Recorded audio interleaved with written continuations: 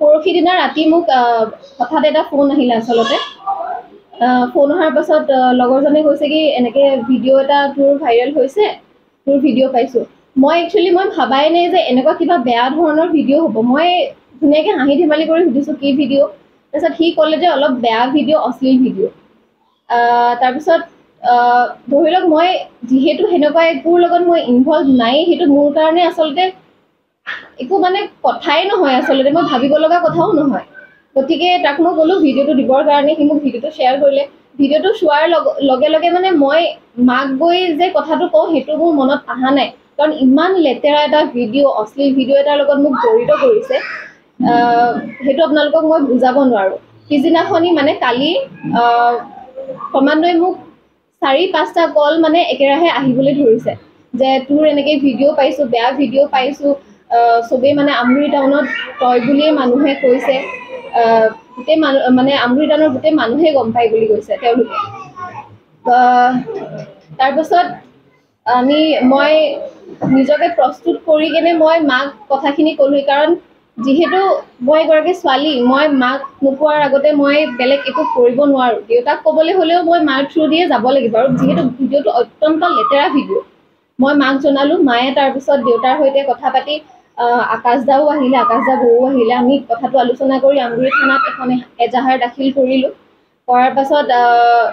আমগুৰি থানাৰ বিষয়াসকললৈ আমাৰ এটাই অনুৰোধ যি বিষয়টো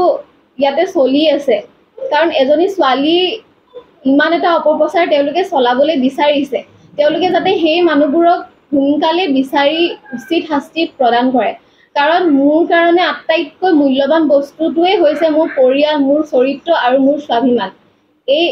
এই তিনিটা বস্তু যেতিয়া কোনোবাই মোক আঘাত কৰিব বিচাৰে মই মনে মনে কেতিয়াও নাথাকোঁ আৰু যিহেতু মই একো ভুল কৰা নাই কাৰণ আজি যদি ভিডিঅ'টোত থকা ছোৱালীজনী মই হ'লোঁ হয় তাৰ লগত মোৰ কিবা লিংক থাকিলে হয় মই ভয় কৰিলোহেঁতেন মই 10 বাৰ ভাবিলোহেঁতেন মই কিবা এটা ষ্টেপ লোৱাৰ আগত কিন্তু যিহেতু মোৰ গাত একো ভুলেই নাই আজি মই যদি ক'ৰবাত যাবলগীয়াও হয় মই 10 বাৰ ভাবোঁ মই কোনোবা এটা কাম কৰাৰ ভিতৰত কাৰণ মোৰ দেউতা এজন শিক্ষক হয় মোক আজিলৈকে সেনেকুৱা কোনো মানে শিক্ষাই দিয়া নাই যে মই এনেকুৱা ধৰণৰ কিবা অশ্লীল কাম কৰিম মই 10 বাৰ কাপোৰ এটা পিন্ধাৰ আগতো মই 10 বাৰ ভাবোঁ কাৰণ সমাজত এটা মোৰ বৰ্তমানলৈকে সন্মান আছে মানুহে মোক চিনি পায় এনেকুৱা কাম মই জীৱনতো নকৰোঁ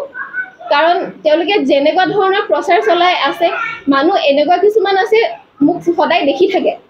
সদায় দেখি থকা ছোৱালী এজনী আৰু সেই ছোৱালীজনী হয়নে নহয় তেওঁলোকে জানেও যে তাত ভিডিঅ'টোত থকা ছোৱালীজনী মই নহয় কিন্তু তেওঁলোকে মানে যোনে বিশ্বাস নকৰে তেওঁলোকক বিশ্বাস কৰাব যায় কনভিন্স কৰাব যায় যে নহয় এজনী তাইয়ে হয় ভিডিঅ'টো আপোনালোকে ভালকৈ চাওক প্ৰথমতে আমি নমস্কাৰ জনাইছোঁ আৰু মোৰ লগত বৰ্তমান আছে মোৰ গুৰু তথা মোৰ দাদা আমাৰ সকলোৰে পৰিচয় আমাৰ মাষ্টাৰ আজু কোঁৱৰ ছাৰ আমাকে চিনি পায় আৰু এইফালে আছে মোৰ ভণ্টি তনেৰা কোঁৱৰ হয় গতিকে আমি এটা আজি ডাঙৰ ইছ্যু লৈ আপোনালোকক আজি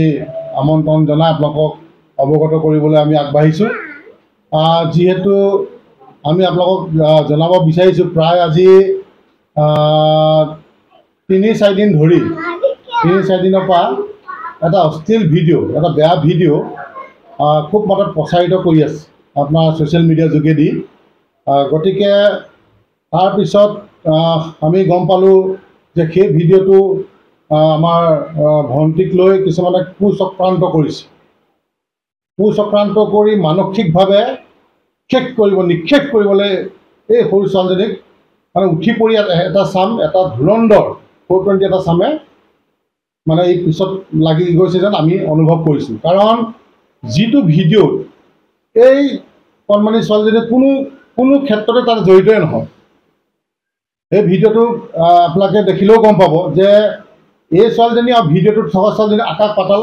ডিফাৰেঞ্চ আছে তো তাত কি ভিত্তিত যে এইজনী ছোৱালী তনেৰা কোঁৱৰ বুলি এছাম আমগুৰিকে ধৰি সমগ্ৰ অসমৰ কিছুমান ধুৰন্ধৰ 420 দগবাজ বদমাছ যাক কাম বন নাইকিয়া মানুহ সেই কাম বন নাইকিয়া মানুহবিলাকে কি কৰিছে ভিডিঅ'টো য'তে ত'তে ভাইৰেল কৰি আছে আৰু কৰি পেলাই কৈ আছে যে এইটো তনেৰা কোঁৱৰ ভিডিঅ' গতিকে আমি যোৱাকালি গম পাই আমি খুব আচৰিত হৈছোঁ, খুব দুখ পাইছোঁ যে এনেকুৱা এটা ভিডিঅ' মানে প্ৰচাৰ কৰাৰ বাবে, যিহেতু তাই খুব এতিয়াই আপোনালোকে জানেই, আপোনালোকে নিউজ কৰিছে যে ইণ্টাৰনেশ্যনেল ৰেফাৰী, গোটেই বিশ্বৰ ভিতৰত কনিষ্ঠতম ইণ্টাৰনেশ্যনেল ৰেফাৰী তাই চিলেক্ট হৈছে। আৰু যিহেতু জানে আপোনালোকে স্পৰ্টছতে মেডেল গোটেই ভৰ্তি হৈ আছে, গোটেই ঘৰত দেখিছে।